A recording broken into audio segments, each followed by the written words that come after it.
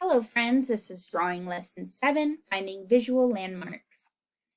Landmarks are easily recognizable features used to help you navigate your position in an area or an object, whether you're driving or drawing. These clearly delineated areas help you identify where you are in relationship to where you're going. The markers can be universally agreed upon, such as eyes, hips, and shoulders in anatomy, or self-invented, such as a knot in the wood midway across a table. Necessity demands that we distill the complex visual world into things that can be efficiently grasped. Because of our practical need to name the things we see, we tend to be object-oriented. It is cumbersome for me to say, please bring me the blackish, shiny, hard object with the blue-violet reflection on the uppermost rim and the four legs that at this moment look like X's because of the perspective, when what I really mean is, please bring me the chair. Yet most visual landmarks are not objects, or even things with names that we know. They are markers that stand out because of a tonal change, a color change, a texture difference, or an edge. A measured still life drawing can be broken down into key landmarks such as edges of objects or strong notes of light and shadow. Draw from an artist's anatomy book to become familiar with drawing shorthand for universal forms. With that in mind, anything can become fair game for use as an important visual landmark. Furthermore, the process of looking for landmarks can be streamlined, especially if you know where to look. Artists study anatomy because it helps them conceptualize complex parts of the body in manageable ways and enables the easy identification of landmarks. Landmarks found in other subjects, such as landscapes or still lifes, can be anything visually noteworthy. Any part of your subject that stands out clearly is useful as a point to measure against. Learning to measure. The systems of measuring discovered by master artists help us deconstruct what we see, study divisions of space, and sharpen our observational accuracy. Measuring is a way to double-check your first instincts. It exposes your emotions to the cold light of reason and enables you to extend your accuracy beyond what comes naturally. Make a habit of accuracy, such as finding a few large measurements in your drawing right from the beginning. The traditional methods of measuring, using a thin knitting needle or a plumb line or sighting angles, are shown below. But as an artist, I am continually brushing up against the vastness of the field.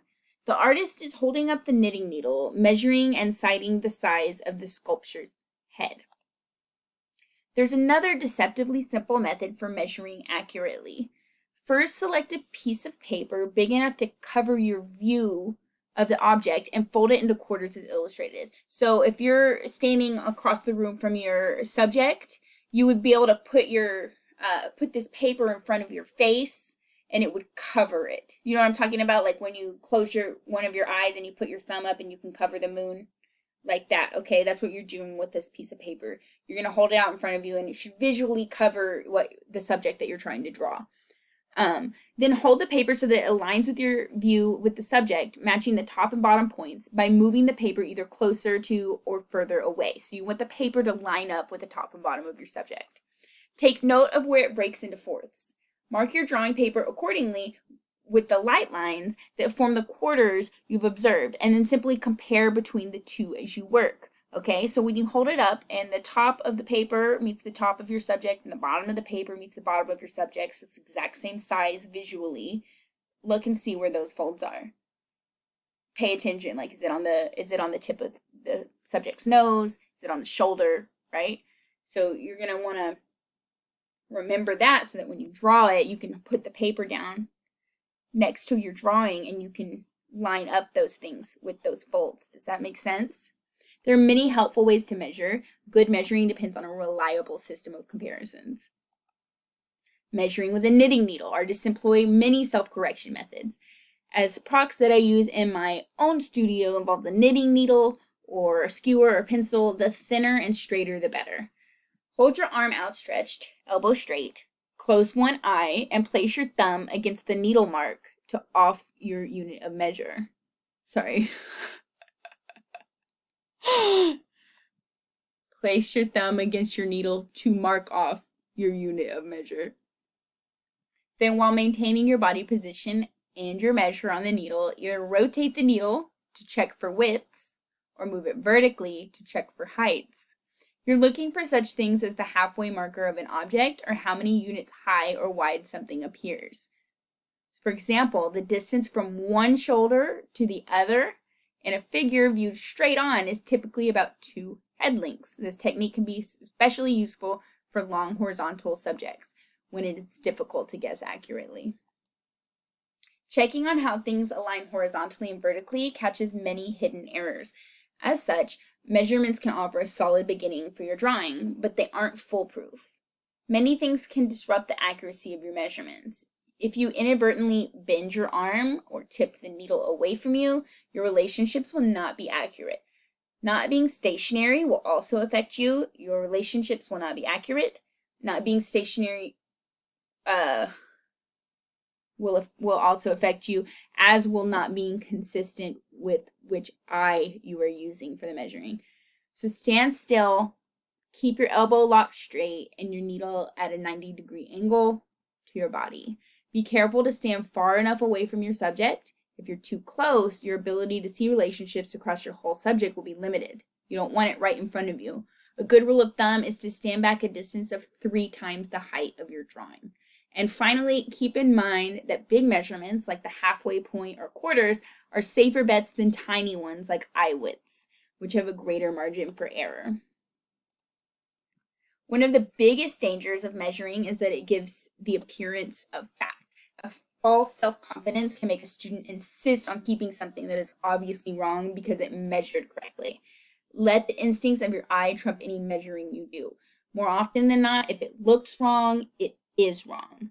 Be open to making adjustments. Make sure you approach measuring with a willingness to see mistakes versus a desire to prove yourself right. Finding errors is a good thing because it affords an opportunity for growth. Using a plumb line. Commonly used since ancient Egypt, a plumb line is a weighted string used to check a true vertical. In my studio, I make plumb lines from thin black sewing thread with a weight on the end. The weight can be anything, really. I have seen artists use fishing weights, bolts, even a tiny rubber chicken. Anything your personal dignity will allow is fine, as long as it is heavy enough to hold your line straight without swaying endlessly. Some people put a dowel along their easel, parallel to the floor, and loop their plumb line to it so that it hangs straight and they don't have to hold it. Measuring double checks your first instinct, revealing what can be improved. To use a plumb line, you simply look through one eye to check what forms intersect the line. For example, when I align in my view the string against the side of a model's head, it appears to intersect with the pit of the arm and the inside of the foot. The more forms you correctly line up in your drawing, the more it will hold together as a unified image. Sighting angles. We've talked about the importance of using vertical plumb lines to establish correct placement and alignment. Horizontal lines, which as we discussed can be determined with a knitting needle or a similar long straight object, are equally essential. Now we're looking for angles and concurrences. Once you've checked your drawing for vertical relationship, locked in horizontal alignments, and confirmed everything diagonally, you can be confident that you're on the right track. This master copy, designed to train 19th century art students, shows how simplified angles provide an accurate substructure for the finished image. Sighting angles helps you assess the degree of tilt in a particular line. It's surprising how tiny overstatements and tilts will cumulatively throw off your measurements and ultimately the overall proportion. A true vertical can help you determine how far an angle tilts in relation to that point. For example, by comparing an angle within the subject to the true vertical of your plumb line, you could see if the angle is tipped into or away from that line and to what degree. The process of sighting angles also involves triangulating key points on your subject. Triangulation is a term used in surveying and math where 2 known points are used to find an unknown one. When you place one point, you can assume it's accurate until shown otherwise. When you place a second point, you establish a relationship. And when you place that third point, you lock in the shape. In drawing, we're always working from known elements to find unknown elements. It's important to understand what has been confirmed and what hasn't, so your drawing will develop in a positive way. Remember that things are only right or wrong in relation to other points. If all the points are found in relative correctness to what is around them, then the overall effect should be one of accuracy. Go slow and be thorough in checking these points against one another. See what type of triangle is formed when you connect 3 points in your mind. This is a great way to fend off early mistakes. This drawing sequence shows the parameters of the skull. The first step features a light block-in with the halfway points marked. He used a knitting needle to simplify the angles around the skull. The notional space is the rectangle formed around an object when you find its height and width. Imagine the notional space as being a clear glass box that perfectly fits around your object. Next, Bobby transitioned angles with a few gentle arcs, accenting key lines to bring them forward in importance and breaking up large angles into smaller shapes. Then he identified some of the critical angles, defining the overall gesture and proportions. He ran his angles through to formalize the placement of the rest of the skull. To complete the work, Bobby erased the construction lines and placed an even tone to separate the lights from the darks. Now for your assignment, I want you to choose a subject to draw, and I want you to use the knitting needle method to draw your subject.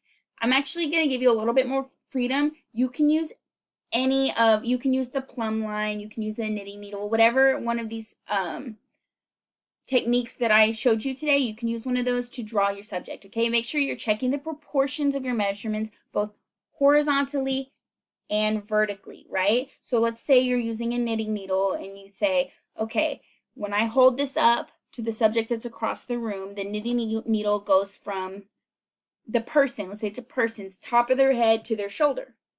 Well, then when you put the knitting needle on your paper, the size of the knitting needle should be from the top of the head to the shoulder on your drawing, okay? Good luck.